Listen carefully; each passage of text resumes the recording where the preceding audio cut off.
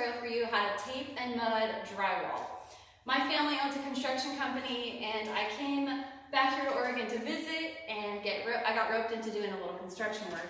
So this is my second day doing drywall taping and mudding, and I watched a few YouTube videos and it looked hard and complicated, and you had 3 days of 24 hours between 3 separate coats and this long drying process. And I'm like, it's not that hard. I'm going to make my own video and show that it's quite simple. So these are the things you need. You need a trough.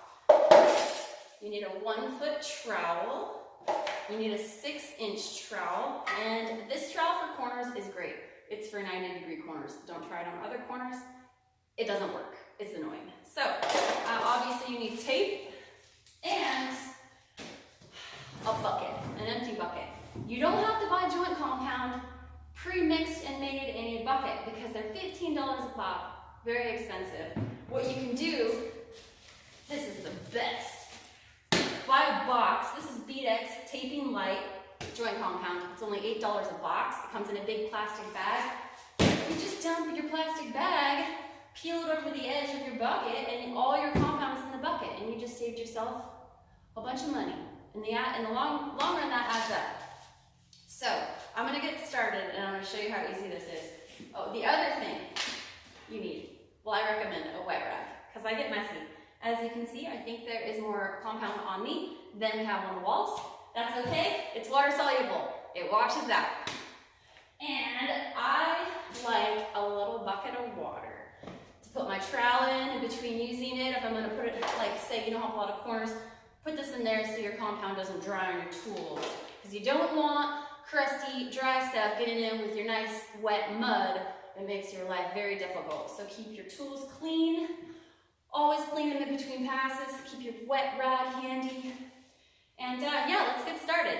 I want to show you guys how to get this compound out of the box into this bucket easily. So it comes like this. You peel the plastic down just a little bit. Grab it from the bottom. Flip it over into the bucket. Just like that. And there's just a tiny little bit left on your plastic bag. Here is my bucket full of joint compound. I'm gonna make sure that it's not full of a bunch of air bubbles. You wanna make it a nice cream cheese consistency. No bubbles. Gonna just put some in my trough. This is a little tricky to do one-handed, folks. Don't try this at home. Filming and drywalling at the same time.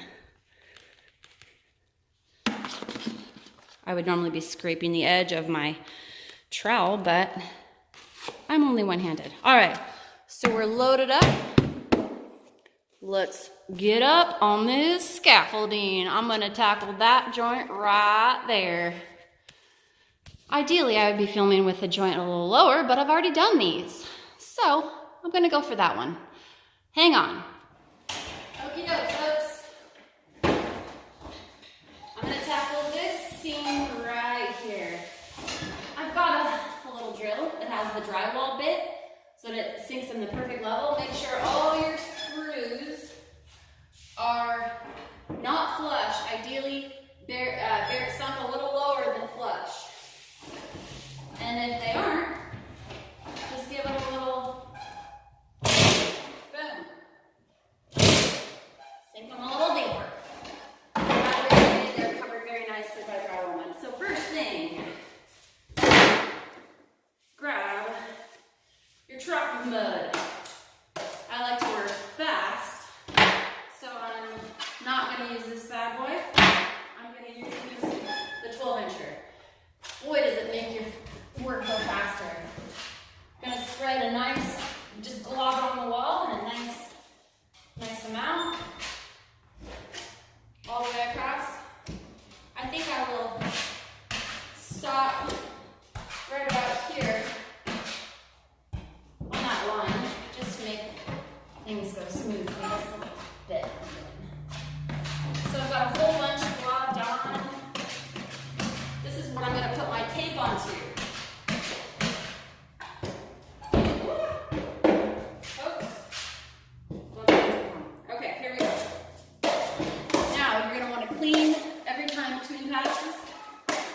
your trowel.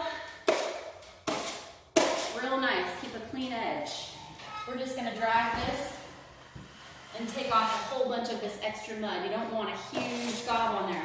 Tape goes on this. You want a real nice, thin, even layer. So nice paths, clean your blade, and there we go. A nice, thin layer. Looking good. Now, you take your tape. I'm gonna measure. Here's my scissors. In the back pocket is nice. From the start of where I want it, about a 1/4 inch from the edge of the wall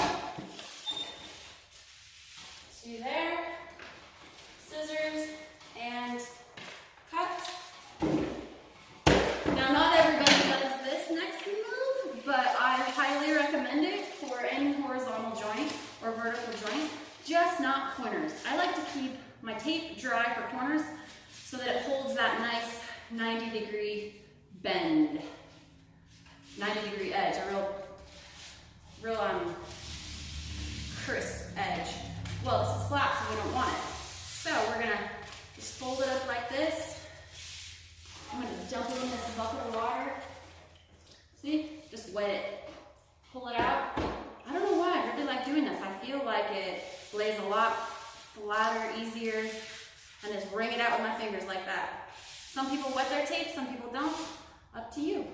Now, you're just gonna start at a 1/4 inch from the edge of the wall and just gently lay it on your seam. Be sure to start straight. And it's okay to pull it off and lay it down so it's the middle of the road, if you know what I mean. We don't want any lane changes. You don't want wrinkles. Make sure there's no bumps and wrinkles. If there are, pull your tape up. Get rid of those. So I've just barely kind of tapped it down with my fingers. Start in the middle of your tape and go towards each edge to get bubbles out and to really make it adhere to the mud below. So start in the middle and go out. Take the excess. Sorry, my scaffolding is so squeaky. Take the excess off your blade. Okay. Now, we're going to go from this middle the other way. Boom, there we go. Now, some people let that dry for 24 hours. Absolutely not necessary.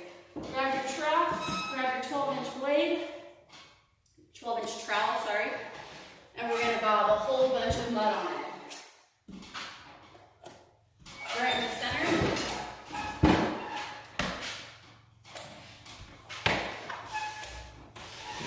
I really wish I was doing a lower seam, not up on the scaffolding, because it's pretty squeaky.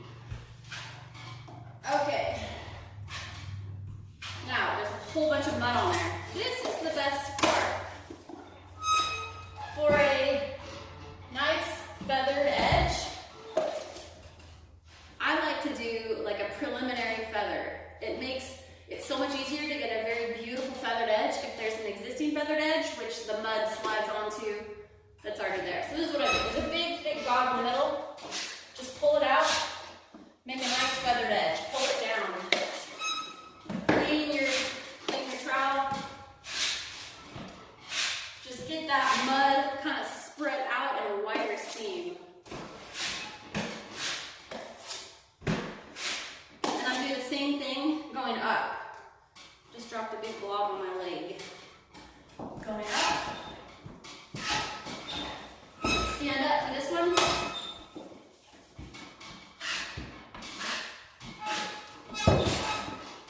And now I'm going to pull this all the way across.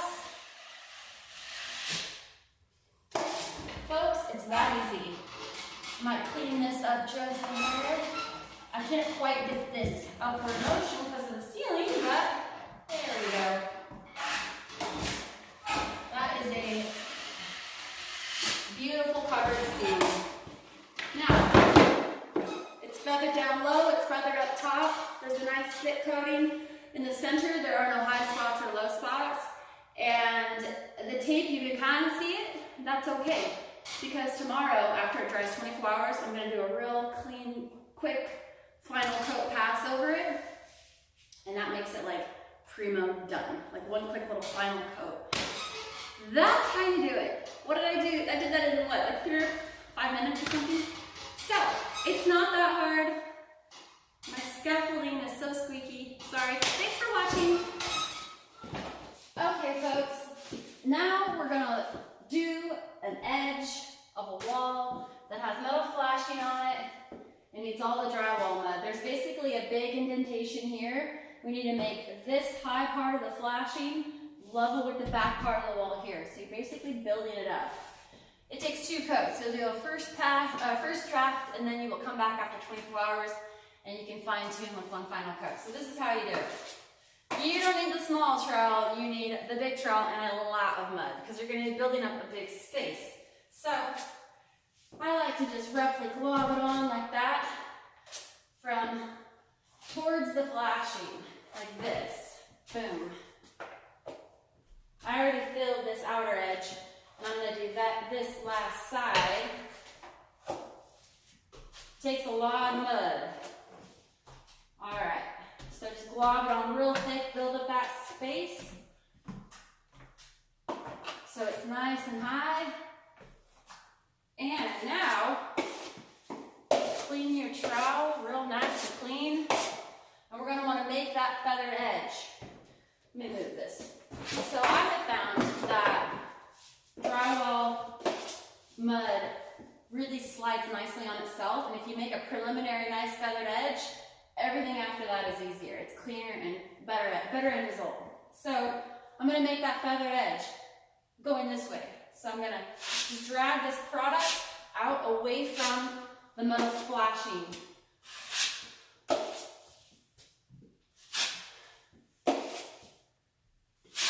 Like that.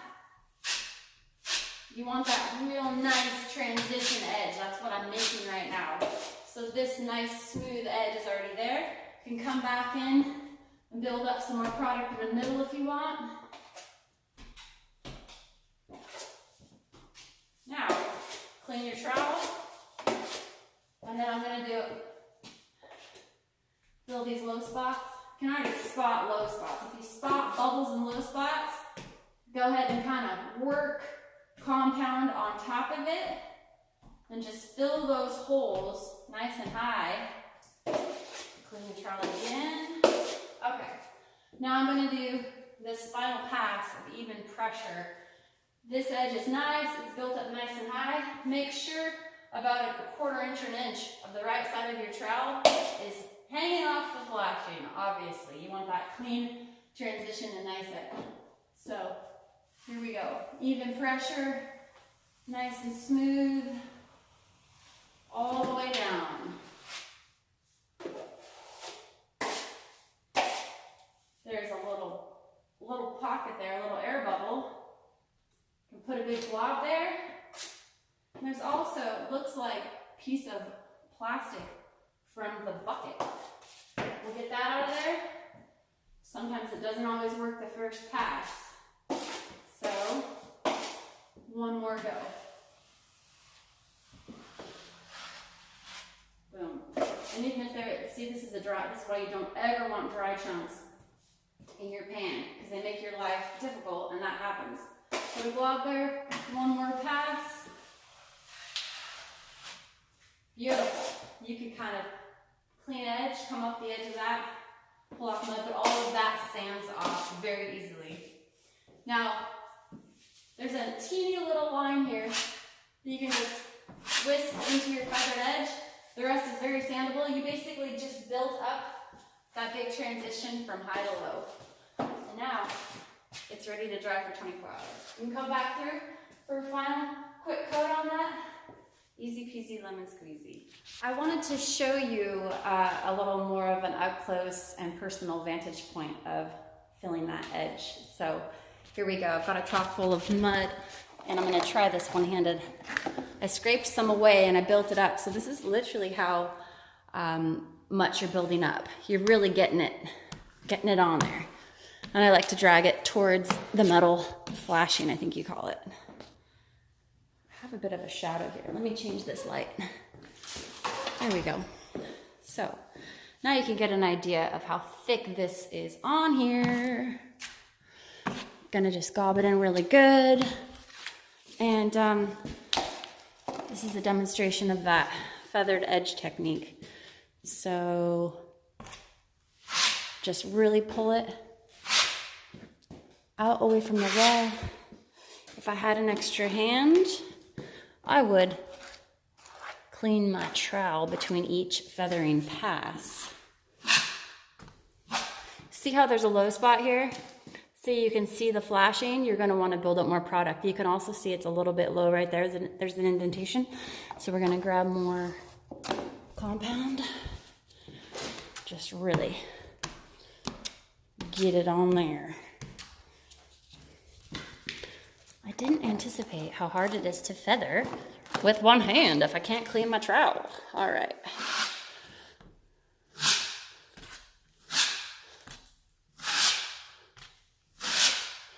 Let's just get that feathered edge and I will clean my, oops, took a little bit off there. It's getting a little messy doing this with one hand. Okay. So, we got a feather edge. You can see the edge coming up is quite smooth and nice. Now, clean my trowel with my boot to hold my pan here. It should be clean. This should be clean. This is not how you do it, folks. You want it clean. We'll do a nice, even pressure pass up. See how that happened? Low spot. Just smash some more product in there, smash some more product in there, more compound, come right back up. And it should look like this, very smooth. And even these, no big deal. Ideally, those wouldn't be there, but we can always come back with a final coat and fill any low spots. You just want it to be real smooth. There we go. Okay, so I gave it one more quick pass with a clean trowel because it was obviously a little tricky to clean my trowel and film at the same time. So I will show you what it should look like. So we're looking at one nice even pressure pass up with a clean trowel. It should be very smooth.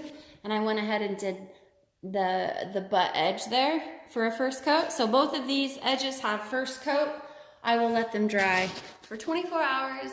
And then I will come through and give it one more nice, real thin, even coat, which is like the finishing touch. And then after it all dries in a couple days, one quick sand and it's ready for texturing. And if you were doing a new seam between new drywall and existing wall that has texture on it, take a file and you just want to scrape that texture off because your tape is going to cover this joint here and you don't want tape on top of texture. You want it to be a clean surface. So you just scrape that texture off. I like the pulling down motion. It doesn't tear up the drywall like I did up there. You pull down, takes the texture off and leaves it real clean and smooth. Also worth mentioning is keep your tools clean during the day. Don't let dry, crusty mud accumulate on them because it will mix in with your wet mud and make things difficult. And also at the end of the day, once you wash them, store them like that. Don't store them in water or they will rust. So also, yeah, keep your trough and tools clean every few hours while you're working throughout the day. It's a good thing to do. All right, so we have taped the seam here and we're coming back after 24 hours and we're gonna add a skim coat. So it's the final coat. This compound is a little bit finer grain, but there is a compound you can use that is medium grain and you can use it for everything. I'm using a finer grain that sands a little smoother and you're just gonna do a fine coat over the top of this seam. Fine coat over this.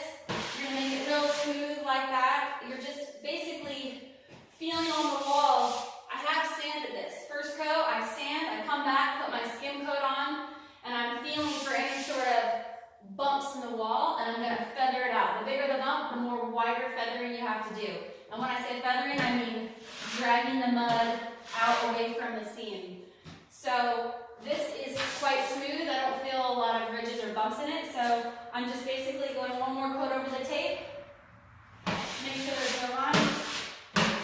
I'm gonna let this dry 24 hours again. Come back through with a sander, and then it's ready for texturing. So that's how you do it. It's 2 steps. First coat, taping, and then let it dry 24 hours. Come in with your top coat, sand, then you can texture. Okay, for all of your sanding, use one of these handheld bad boys. After your first coat and after your final coat, gotta sand. This thing takes off all the high spots so quick and easy, and you almost never have to replace the head. I mean, they last a long time. The sanding pad, I mean. And for the hard to reach spots, get the same sanding pad on this long extender pole with the rotating head. It works so good. And this is what your corner should look like when they're finished. Here we have completely smooth transitions, sanded. Ooh la la.